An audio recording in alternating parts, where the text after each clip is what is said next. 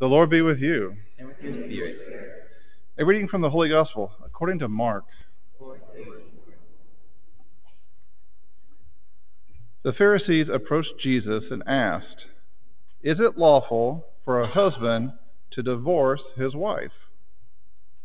They were testing him. He said to them in reply, "What did Moses command you?" They replied, "Moses permitted a husband to write a bill of divorce and dismiss her." But Jesus told them, "Because of the hardness of your hearts, he wrote you this commandment. But from the beginning of creation, God made them male and female. For this reason, a man shall leave his father and mother and be joined to his wife, and the two shall become one flesh. So they are no longer two, but one flesh. Therefore, what God has joined together, no human being must separate." In the house of the disciples again questioned Jesus about this. He said to them, "Whoever divorces his wife and marries another commits adultery against her. And if she divorces her husband and marries another, she commits adultery." The Gospel of the Lord. Praise to you, Lord Christ.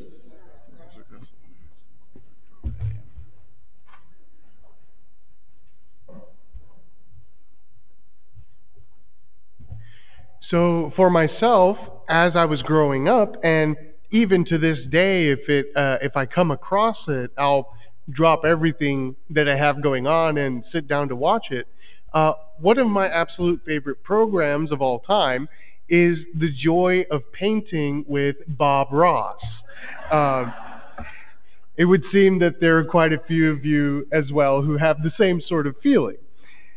Bob Ross, I don't know what it is about him necessarily, but he just kind of has this aura about him where he seems to be living and sort of experiencing truths and realities that are just kind of above our normal everyday experience.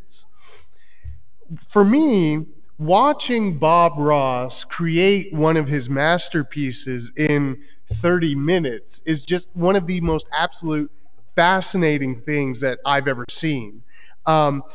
Just the way that he uses his different color schemes, his different techniques, the different paintbrushes, all of it comes together to create an absolute piece of wonder, a piece of art that is simply incredible to behold. Now, as great and wonderful of a talent as Bob Ross had in his show and in his works, we can rest assured that Bob Ross did not start off with such a wonderful talent. For him to reach the level of expertise and craftsmanship that he did, he would have had to take time.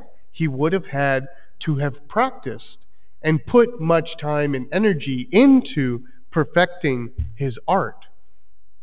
Perhaps as a child, Bob Ross started off with stick figure drawings. Who knows if perhaps in Bob Ross's younger years as a child, who knows where those notebooks of his might be, where he would be practicing his drawing, where he would be perfecting his ability to create such beautiful art. However, we also have to come to the reality that after Bob Ross would have perfected his art, he would have mastered his painting technique, if I would have turned on his show and he would have simply reverted back to doing his stick figures, I would be left confused. I would be left with a wanting, knowing the greatness that he is capable of. If he were to return to stick figure drawings simply because it was easier simply because it was faster to do, I would leave feeling somewhat robbed. I would say to myself, Bob, you're capable of so much more. I've seen the good that you can create. I've seen the beauty that you have the ability to bring into the world. Why are you going back to stick figure drawings? Why are you depriving the world of such wonder, of such awe? This reality of slowly coming into our own, this reality of slowly coming into a deeper and more perfect perfection, this same kind of dynamic and reality is experienced by us, the people of God. This same sort of dynamic we experience from the very words of God Himself. Today, we read in the first reading, and we read in the Gospel of how throughout time the reality and the relationship of marriage was always and everywhere a part of God's design. We see that from Genesis and to the time of Christ, this reality of marriage is one that is always at the front of the mind of the people of God. And even more than that, the reality of marriage is always at the front of God's own mind. Now, we find ourselves at a point in history within our own society, in our own culture. We find ourselves within the midst of a confusion of what marriage is. We find ourselves in a point in history where there are many who question what marriage is in and of itself. What does it look like? And what is its purpose? We, as a Catholic Christian people, we have as the greatest of the gifts of God Himself, we have the sacraments, the 7 sacraments. Through these 7 sacraments, we are given the opportunity to experience God in a physical, tangible way. It is through the gift of the sacraments that we, in our humanity, we do not have to only believe and experience God spiritually, although that is of the utmost importance. But through the sacraments, we have the opportunity to physically see God at work. We have the opportunity to see God working His graces in a tangible, present way in the world. As a Christian people, the first sacrament that we receive is the Sacrament of Baptism, by which, through the pouring of water and through the invocation of the Holy Trinity, we are cleansed at that moment of all sin, personal and original. As the highest and most important sacrament, we have, as a gift from God, the Eucharist, where we physically, tangibly receive the literal body and blood of Jesus. Now, as I have just said, the Sacrament of Baptism is the first we receive. The Sacrament of the Eucharist is the highest and the most important because it is God Himself. But do we ever stop to wonder and awe do we ever stop to contemplate and recognize that the first sacrament that existed in the world, by the very perfect design of God, the first sacrament that existed was the sacrament of marriage. Through the dynamic and through the relationship that Adam and Eve experienced in total perfection within the garden, the sacrament of marriage, it is through that sacrament that we were given the opportunity to experience all the rest. Marriage, contrarily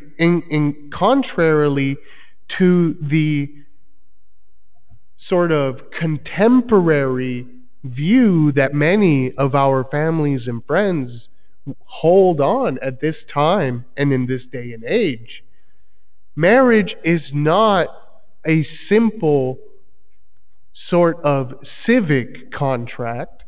Marriage is not a societal sort of expectation. Marriage is itself a part of God's perfect design. Within the Garden of Eden, the Lord created everything and brought everything together to support and to foster the sacrament of marriage. Again, without the sacrament of marriage experienced between Adam and Eve, we do not have the opportunity to experience all the rest. I've had, in my time throughout this diocese, I've had the opportunity to travel to many different parts of the diocese and to meet and share life and time with so many different wonderful people. I've had the opportunity to meet so many people from so many different backgrounds, from so many walks of life, and so many great and beautiful experiences of life. In all of my travels, in all of my relationships with all these different people, there is nothing that quite brings a smile to my face in the same way as when I see a married couple who have gone through so much, who have had so many beautiful experiences, who have been together perhaps 40, 50, sometimes even 60 years. To see a matrimony that has gone through so many trials and tribulations, but yet, always and everywhere, this team, this husband and wife, hold so dearly to the vows that they gave each other, that even perhaps after 50, 60 years together, they still hold hands as though they were still teenagers. There is nothing that quite brings a smile to my face as seeing those kinds of relationships.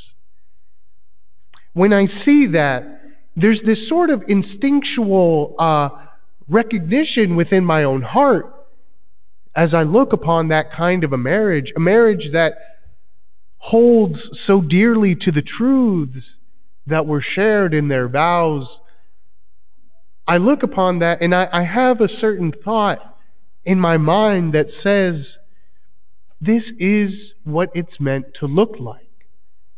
This is perhaps the most perfect form of love and sacrifice that exists within our human experience. As beautiful as we know the sacrament of marriage to be, as much hope as we place within the sacrament of marriage, hoping and expecting that those who enter into it would take it seriously, that they would recognize the grave importance of what they are entering into.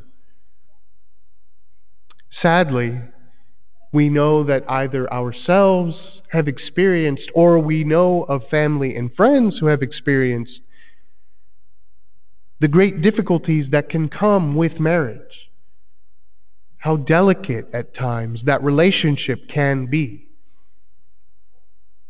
Again, if not ourselves, we certainly know of family and friends who have perhaps been disillusioned, who have perhaps gone through desperations, and who have been failed by this sacrament.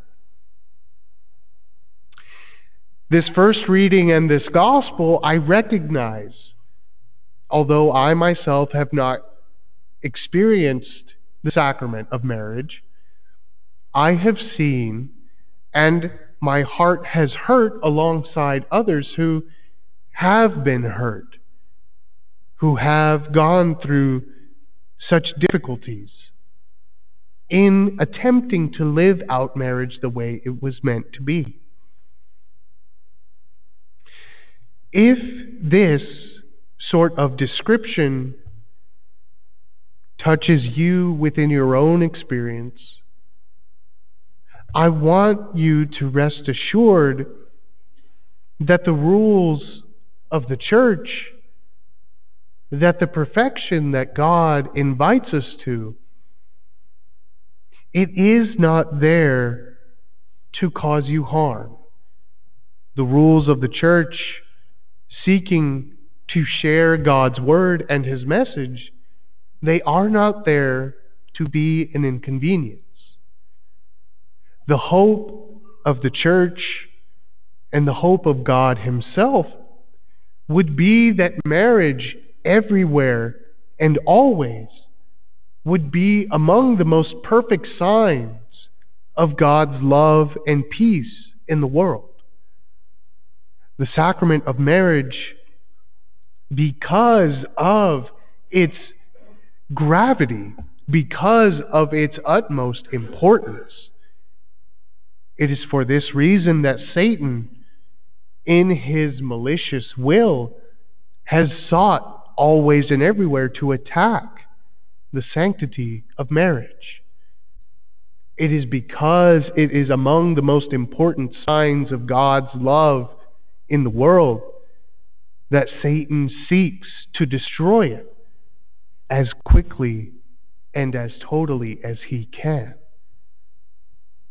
My friends, today, that we would take a moment to pray to God, to ask for his grace and his help, that either we ourselves would be able to live out this most holy and wonderful sacrament the way God intended it, or that we would pray for a family member or friend who is going through marriage difficulties. Again, this reality of marriage is not one that is easy to live out.